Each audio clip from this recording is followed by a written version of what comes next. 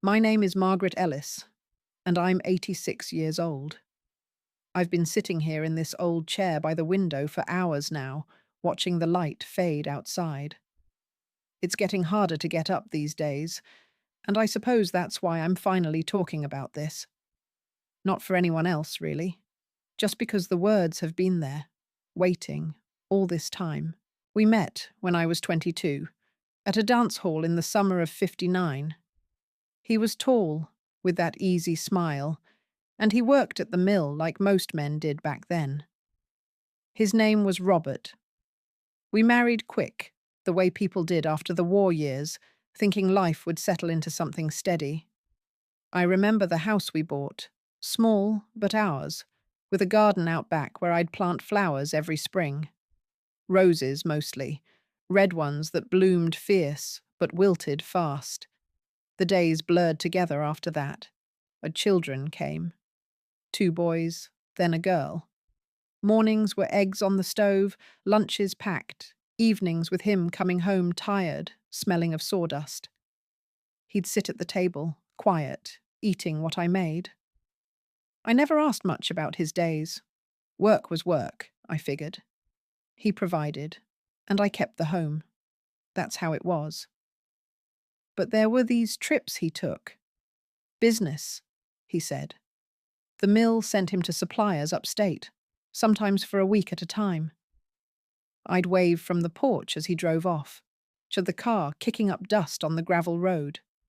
The house felt emptier then, but I filled it with sewing or baking, waiting for the phone to ring. It always did, eventually, his voice crackling on the line, saying he'd be home soon. One autumn, maybe 15 years in, I found a receipt in his coat pocket while doing laundry. A diner in a town 2 hours away, dated for a day he should have been farther north. I stared at it, the paper crinkling in my hand. He came in later, hung his coat without a word. I put the receipt back, didn't say anything. What was there to say? A meal, that's all. People eat. The years kept rolling.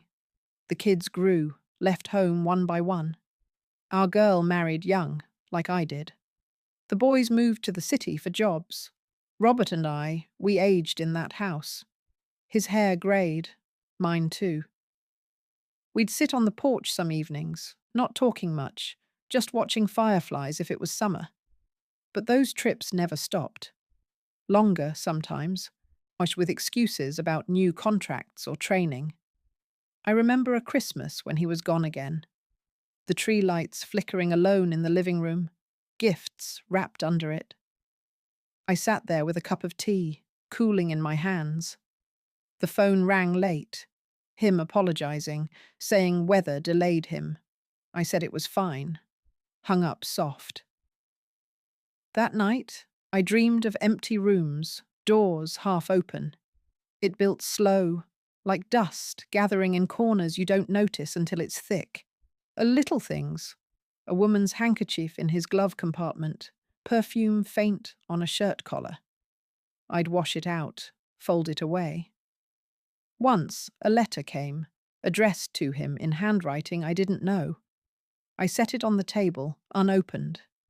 He took it later, no explanation. I watched him from the kitchen, his back turned. The kids visited less as time went on. Grandchildren came, noisy and small. Robert held them, smiled like always. But I saw the lines deepen on his face, the way his eyes drifted sometimes. One evening, after everyone left, he sat heavy in his chair. "Margaret," he said, voice low. But then nothing. Just shook his head. It was after his heart trouble, when he couldn't travel anymore, that pieces fell into place. He was in bed recovering, and I was sorting through old boxes in the attic to make space. Found a stack of photos tucked in a book. Him with a woman, 2 children, looking like our own, but not. Dates on the back, starting from '63. 36 years, give or take. I sat on the attic floor, dust motes floating in the light from the small window. The woman's face, soft like mine once was. The kids, grown in later pictures. I didn't cry then, just put them back, closed the box. He knew I knew, I think. We'd pass each other in the hall, eyes meeting brief. Words hung there, unsaid. Meals got quieter. He'd reach for my hand sometimes, but I'd pull away gentle. Nights, I'd lie awake, hearing him breathe uneven beside me. The cost? It's in the empty spaces now. Kids call, but conversations skim the surface. The garden's overgrown, roses choked with weeds. I walk slow through the house, touching walls that hold all those years. He passed 5 years back, quiet in his sleep. No last words. Sitting here now, the light almost gone, I wonder about those other faces, the life that ran parallel, hidden. It's too late for questions. Just this wait, settling as the day ends. I kept the house after he was gone. The kids offered to help me move to something smaller, closer to them. But I said no. This place holds everything, even the parts I wish it didn't. The wallpaper in the hallway is still the same pale yellow we chose together in 71. It's peeling now at the corners, curling like old skin. Some mornings I wake up reaching for the other side of the bed, even though it's been empty 5 years. The mattress has that dip where his weight used to be. I don't smooth it out anymore. Let it stay. It's proof he was here, at least in body. There were letters after the funeral.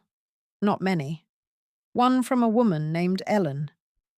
She wrote careful, polite words on cream stationery. Said she was sorry for my loss.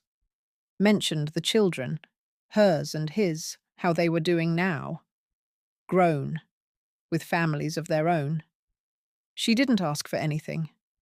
Just sent a photograph, the same one I'd found years before, tucked inside the envelope like an afterthought. I looked at it a long time. Her smile was tired but kind. The boy had Robert's jawline. The girl had his eyes. I put it back in the drawer with the others, closed it soft. Never answered her. The grandchildren come sometimes. They run through the rooms, touch things they shouldn't, laugh loud. I watch them and wonder what stories they'll carry. My daughter sits with me in the kitchen, makes tea the way I used to. She asks how I'm feeling. I say fine. She doesn't push. She knows something's heavy, but not what. I've never told her. Never told any of them. Once, my oldest boy stayed overnight after a long drive. We sat up late. He asked about Dad, casual, the way people do when they want to hear the good parts. I told him the usual, how Robert fixed the roof that winter it leaked, how he taught him to change a tire in the driveway. My son nodded, smiled small. Then quiet fell again. He looked at me longer than usual. "You okay, Mum?" he said. I nodded. Poured more tea neither of us drank. Nights are the hardest. The house makes sounds it never used to, creaks in the floorboards, wind against the windows. I lie there listening, waiting for something that isn't coming. Sometimes I think about the other house, wherever it was. Did she wait the same way I did? Did she fold his shirts, cook his eggs the way he liked them? Did she feel the same slow ache when the phone didn't ring on time? I don't hate her. I don't even hate him anymore. Hate takes energy I don't have. What's left is quieter. A kind of tired understanding that settles in the bones. 36 years. More than half my life overlapping with another life I never touched. Parallel lines that never met until the very end, and even then, only in silence. The roses out back are mostly gone now. A few stubborn ones come up each spring, small and pale. I don't tend them. Let the weeds take what they want. Time does that anyway. I'm still here, though. Still breathing in this house. still carrying what was never said. It's heavier some days, lighter others. Mostly it just is. If any of this stays with you tonight, that's enough. Sit with it if you need to, or let it go. Either way, I've said what I needed to. The doctor comes once a month now.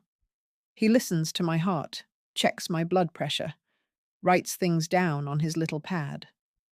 Always the same questions. Sleeping all right? Eating? Any pain?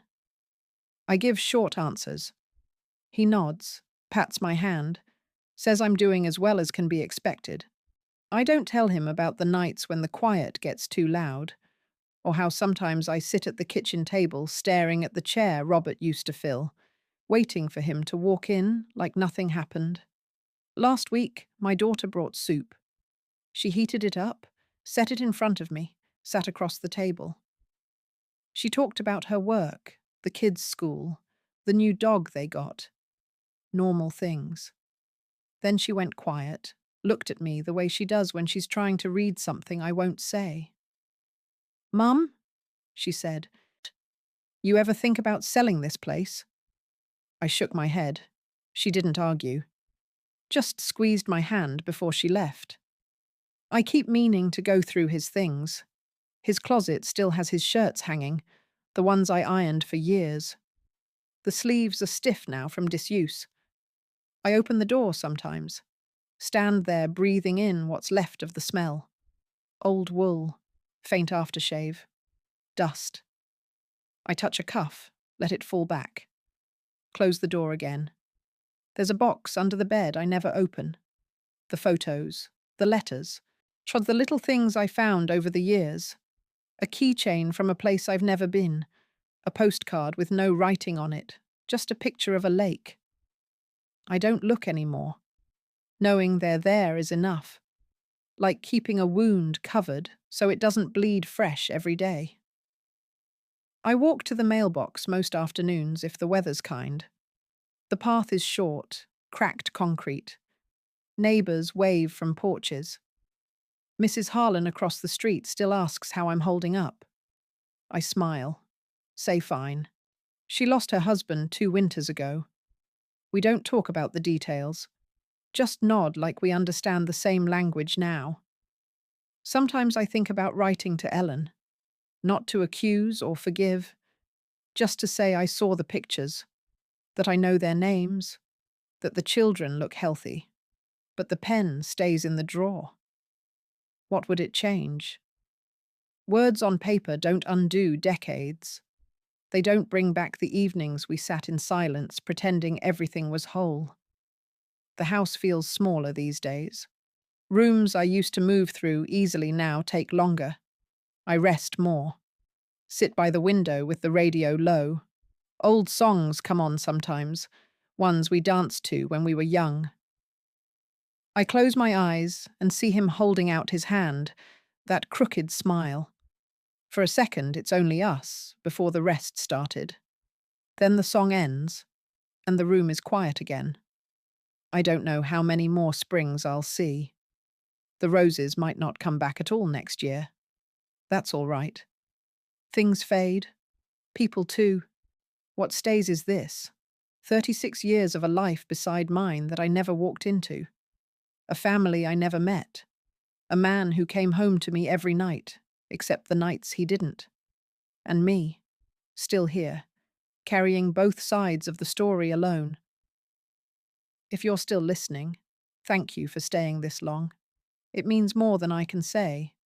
If something in this feels familiar, maybe just breathe with it for a minute. No need to fix anything. Just let it be. That's all I have.